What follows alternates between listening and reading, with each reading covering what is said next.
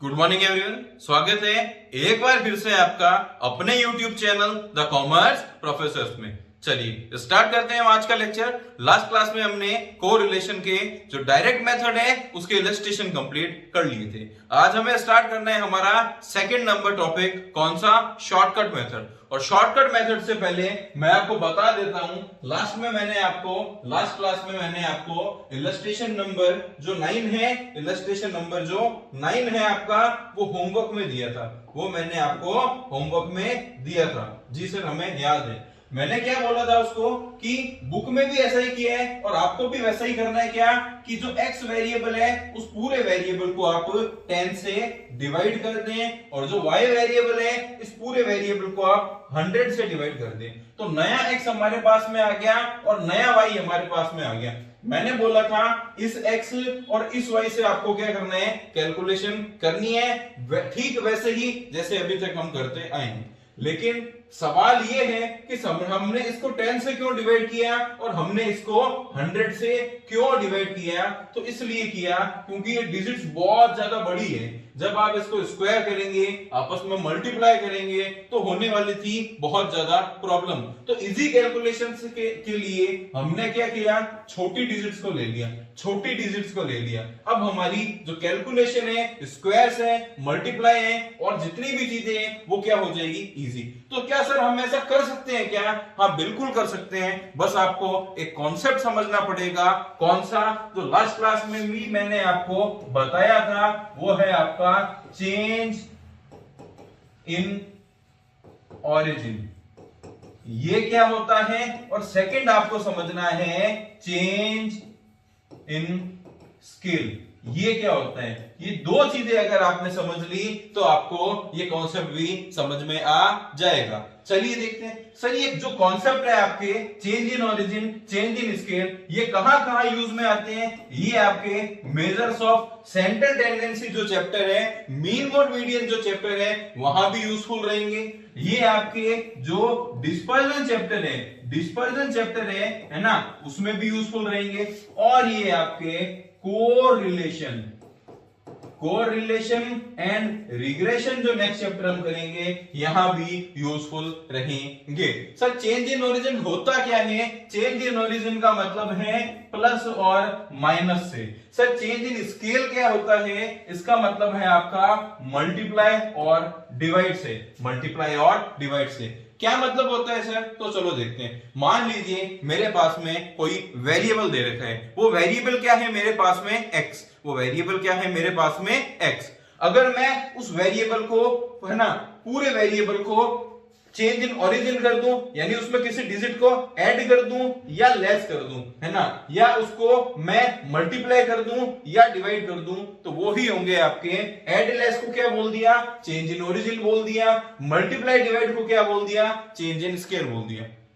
तो जब मैं किसी वेरिएबल को, है ना, प्लस माइनस कर दूं या फिर मल्टीप्लाई डिवाइड कर दूं, तो उसका क्या प्रभाव पड़ने वाला है? तो चलिए देखते हैं, है ना। तो चलिए देखते हैं। जैसे मान लीजिए मेरे पास है एक वेरिएबल, कौन सा? x variable. उसकी डिजिट्स कितनी है?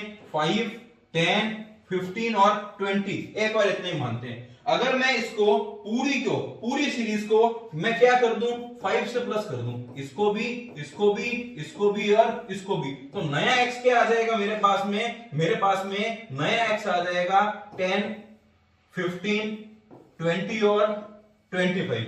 या फिर मान लो एक है मेरे पास में वेरिएबल y, वो कितना है? 20, 30, 40 और 50। मैंने क्या किया? इस पूरी सीरीज को मल्टीप्लाई कर दिया। किससे मल्टीप्लाई कर दिया? 5 से मल्टीप्लाई कर दिया। तो ये आ जाएगा मेरा कितना?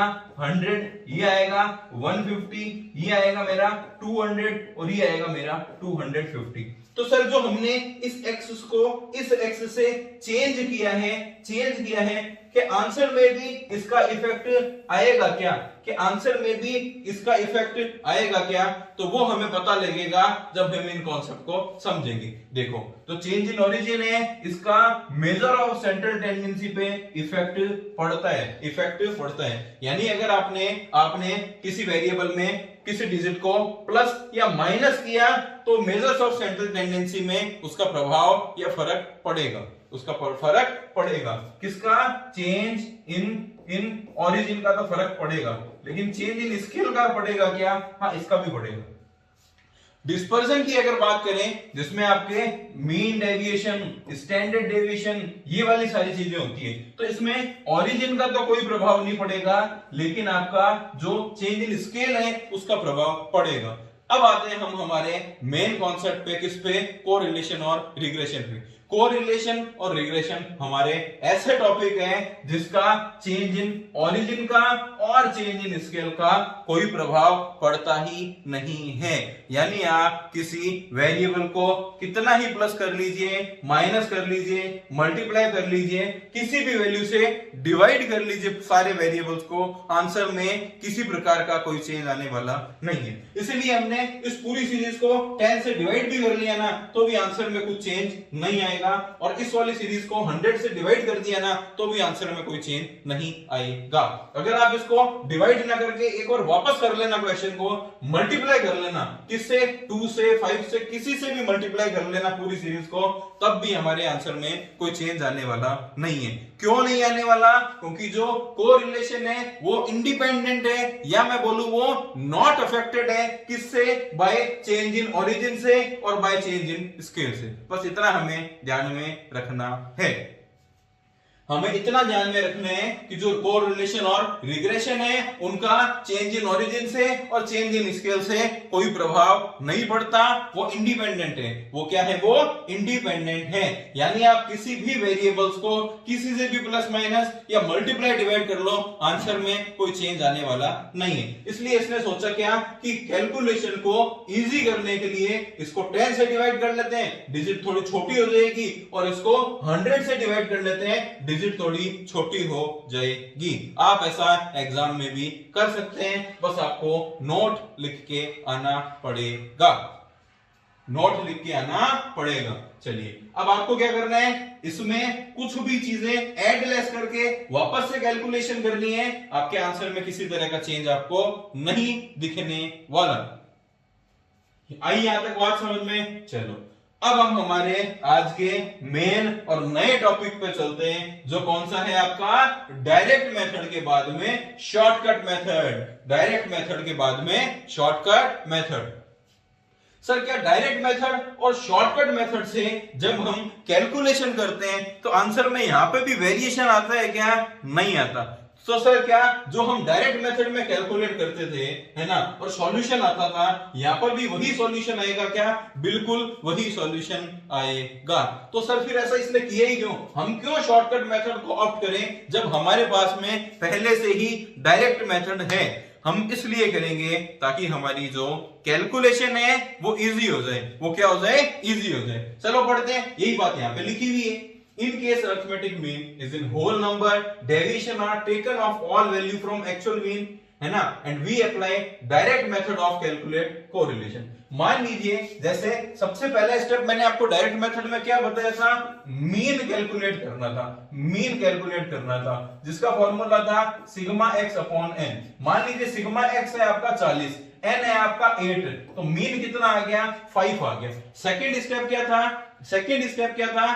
dx निकालना, यानी मैं क्या करता था? x माइनस एक्स बार करता था, है ना, x माइनस एक्स बार करता था। मान लीजिए किसी केस में ऐसा हो जाए, मीन की वैल्यू आ रही है मान लो आपकी 1.636। अब आप जब dx कैलकुलेट करेंगे तो फॉर्मूला क्या लगाएंगे? x माइनस एक्स बार। जब आप x में से ये वाली x बार माइनस करेंगे तो डिफिकल्ट हो जाएगी आपकी कैलकुलेशन, और जो आंसर आएगा उसका स्क्वायर करेंगे, वो भी क्या हो जाएगी आपके लिए? डिफिकल्ट हो जाएगी आपकी कैलकुलेशन। तो ये पॉइंट में अगर आ रहा है, फ्रैक्शन में अगर आ रहा है तो दिक्कत हो जाएगी। तो इसने बोला अगर होल नंबर में है ना, जब आप अरिथमेटिक मीन कैलकुलेट करते हैं और वो होल नंबर में है, यानी इस तरीके से पूरी डिजिट है, तब आप किससे कैलकुलेट करते हो? डायरेक्ट मेथड से कर लेते हो। But if arithmetic mean is in fraction, लेकिन वो ऐसे अगर फ्रैक्शन में आ गई पॉइंट्स फॉर्म में आ गई है ना, तो कैलकुलेशन इजी नहीं रहेगी। तो इसलिए इसने बोला but if arithmetic mean is in fraction taking deviation and squaring them, तो उनका जब आप डेविएशन लेंगे और उसका स्क्वायर करेंगे है ना, इन्वॉल्व डिफिकल्ट कैलकुलेशन, उसकी जो कैलकुलेशन है वो आपकी बहुत ज्यादा मुश्किल होने वाली है। तो सर हमारे पास तो कैलकुलेटर होगा ना, चाहे हो कैलकुलेटर, उस पे भी जब आप कैलकुलेशंस करेंगे तो पॉइंट्स में जब आंसर्स आते हैं तो थोड़ी बहुत दिक्कत हमें आती है, थोड़ी बहुत दिक्कत हमें आती है।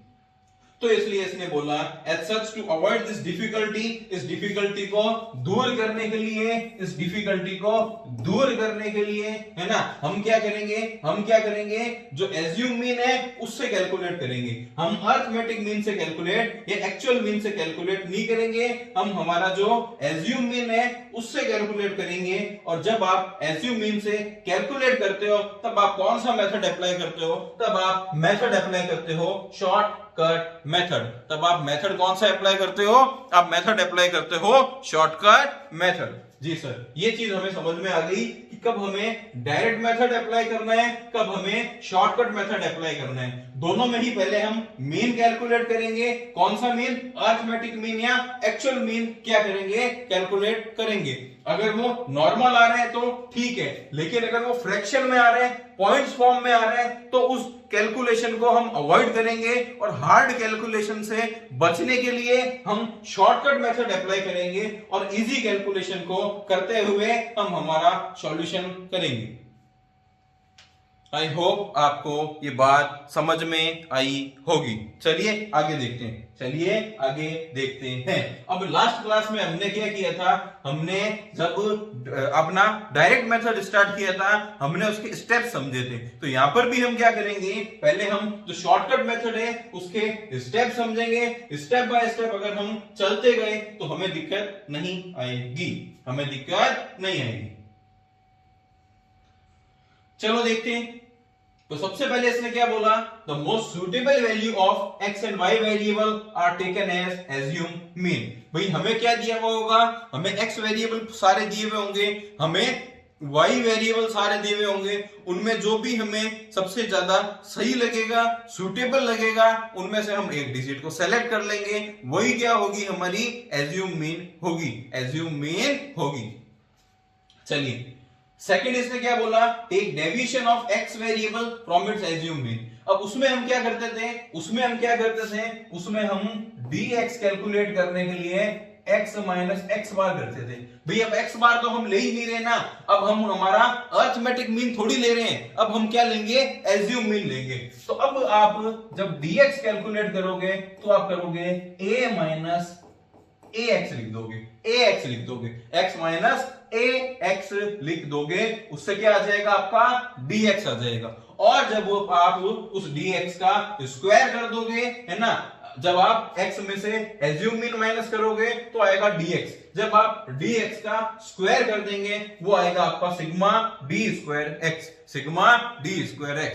ठीक उसी तरह से जब आपको y वेरिएबल दिया हुआ होगा है ना, आप उसका मीन कैलकुलेट करोगे, लेकिन मीन से शॉर्टकट मेथड में आगे काम में तो आएगा, लेकिन हमें यहां पर उसको कंसीडर नहीं करना। तब आप क्या करोगे, इसमें से एक एज्यूम मीन सेलेक्ट कर लोगे। जब आप dy निकालोगे तब आप क्या निकालोगे, y माइनस y बार नहीं करोगे, एज्यूम मीन ऑफ y करोगे। जो आपने एज्यूम मीन लिया है वो आप माइनस करोगे और उसका जब आप स्क्वायर कर दोगे तो d स्क्वायर y आपके पास में आ जाएगा। तो यहाँ पे हमें जो 4 स्टेप्स हैं इसमें यही बात बताई गई है कि सबसे पहले आपको एज्यूम मीन सेलेक्ट करना है ना, उसके बाद उसको वेरिएबल्स में से माइनस करना है और उसका हमें क्या करना है, स्क्वायर कर देना है। ये है आपके 4 स्टेप्स। 5th स्टेप में उसने बोला कि जो आपने dx कैलकुलेट किया है और जो dy कैलकुलेट किया है उनको जब आप मल्टीप्लाई करवाएंगे तो उसका जो प्रोडक्ट आएगा वो होगा आपका सिग्मा dx dy।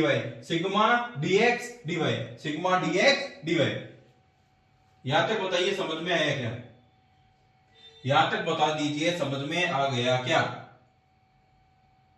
चलिए आगे देखते हैं। और लास्ट में आपको क्या करना है, आपका जो स्टेप 7 है वो आपको अप्लाई कर देना है। स्टेप 7 क्या है हमारा, जैसे उसमें स्टेप 7 हमारा फॉर्मूलाज का था। कितने फॉर्मूले पढ़े थे हमने, 3 फॉर्मूले। यहां पर आपको 4 फॉर्मूले पढ़ने हैं, वो हम देख रहे हैं। फर्स्ट फॉर्मूला कोरिलेशन कैलकुलेट करने का क्या है, वो है आपका sigma dx dy minus n multiply mean minus assume mean. ये है आपका अर्थमेटिक मीन, उसमें से माइनस करना है आपको एज्यूम मीन। यानी सर हमें मीन तो अभी भी कैलकुलेट करना पड़ेगा, है ना। एक्स बार और वाई बार तो अभी भी हमें कैलकुलेट करना होगा। तो एक्स एन मल्टीप्लाई आप करेंगे x bar minus assume mean of x multiply y bar minus assume mean of y divided by वो सेम है क्या, n multiply standard deviation x multiply standard deviation y. जी sir, ये हमें समझ में आ गया। सेकंड देखते हैं। सेकंड फॉर्मूला आंसर सेम आएगा दोनों से, है ना, पर हमें फॉर्मूला सारे लर्न होने चाहिए। कई बार वो स्पेसिफिक इंफॉर्मेशन दे देता है तो उसमें हमें दिक्कत ना आए, इसलिए हमें सारे फॉर्मूला लर्न होने चाहिए। सेकंड देखते हैं, sigma dx dy multiply by n minus sigma dx multiply sigma dy dx multiply sigma dy। Divide में रूट में दे रखा है आपको sigma D square X multiply N minus sigma dx का whole square. Sigma D square X multiply N minus sigma dx का whole square, है ना। और उसके बाद आगे वापस से रूट में दे रखा है आपको sigma D square Y multiply N minus sigma dy का होल स्क्वायर। ये तो अपन ने कौन सा लिया, डी स्क्वायर वाई लिया है और मल्टीप्लाई करवाया है एन से। यहां पर हमने क्या लिया है, सिग्मा dy लिया है, लेकिन उसका आपको स्क्वायर करना है। ये थे हमारे 2 फॉर्मूला, लेकिन अभी मैंने आपको बताया कि हमें 4 फॉर्मूला लर्न करने होंगे। एक चीज पहले ही बता देता हूं, इसने बोला जो भी रिजल्ट आप ऑब्टेन करोगे इन चारों फॉर्मूला से, उनसे आपका आंसर कैसा आएगा, रिजल्ट कैसा आएगा, सेम आएगा। लेकिन इसने बोला प्रैक्टिस अगर आप जब करेंगे, but in practice formula 3 और 4 are used because of easy calculation। लेकिन आपको जो फॉर्मूला 3 और 4 है उसको प्रैक्टिस में लेना है इजी कैलकुलेशंस के लिए। तो फॉर्मूले चारों ही लर्न होने चाहिए, लेकिन इसने क्या बोला कि आप 3 और 4 से करेंगे तो इजी कैलकुलेशन आएगी। और साथ में इसने बोला आप किसी भी फॉर्मूले से सॉल्व करो, आपका जो आंसर आएगा वो क्या आएगा, एग्जैक्ट सेम। क्या फॉर्मूला 3 और 4 देख लेते हैं जल्दी। सिग्मा dx dy माइनस, है ना, sigma dx into sigma dy divided by n। और रूट में इसने क्या दे दिया, sigma d square x minus sigma dx का square divided by n multiply sigma d square y minus sigma dy का whole square divided by n। ये था फॉर्मूला नंबर 3। भाई देखने में हार्ड लग रहे हैं, 1-2 बार जब आप इनको लिखेंगे, और सबसे बेस्ट आप 1-2 बार इसकी जब क्वेश्चंस के साथ प्रैक्टिस करेंगे तो आपको समझ में आने लग जाएंगे। और लर्न तो करने ही पड़ेंगे। चलो आगे देखते हैं। Sigma dx dy multiply n minus dx into dy, ये तो सीधा ही है, divided by n into sigma d square x minus sigma dx का होल स्क्वायर।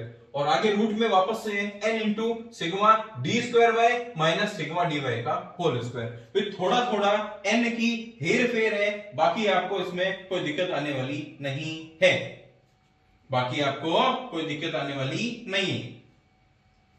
चलो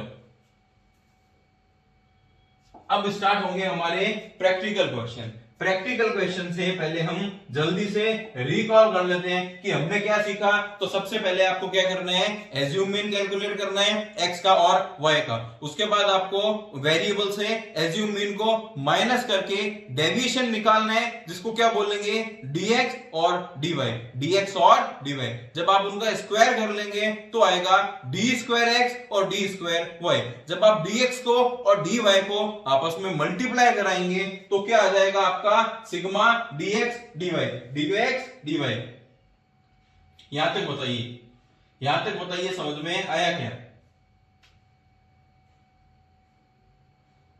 और उसकी टोटल को क्या बोलेंगे, सिग्मा dx dy। और सबसे लास्ट में इसने क्या बोला, स्टेप 7 में जब आप ये फॉर्मूले 4 हैं, चारों अप्लाई करो, 1 करो, 2 करो, कैसे भी करो, चारों लर्न करने हैं, पर फॉर्मूला जो अच्छा लगे वो आप अप्लाई करो और चारों ही करो और चेक करो, आंसर होएगा आपका बिल्कुल एग्जैक्ट सेम। पर साथ में इसने बोला कि थर्ड और फोर्थ नंबर जो फॉर्मूला है ना, उससे आपकी कैलकुलेशन कैसे रहेगी, इजी।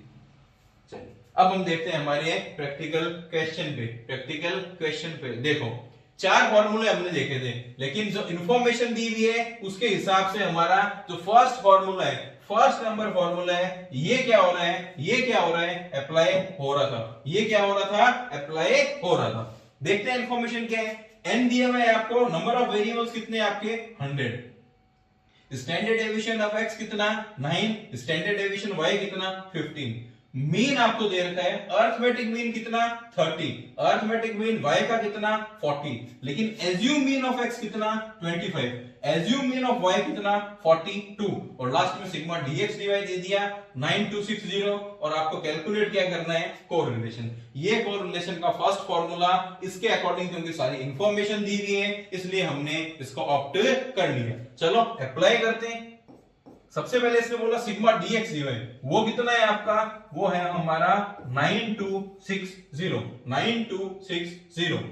माइनस n 100 है ना, मल्टीप्लाई ब्रैकेट में देखते हैं arithmetic mean minus assume mean of x, x का हमें लेना है अर्थमेटिक मीन जो कितना है 30 माइनस x का ही आपको लेना है एज्यूम मीन जो कितना है 25। ठीक है सर, ये भी समझ में आ गया।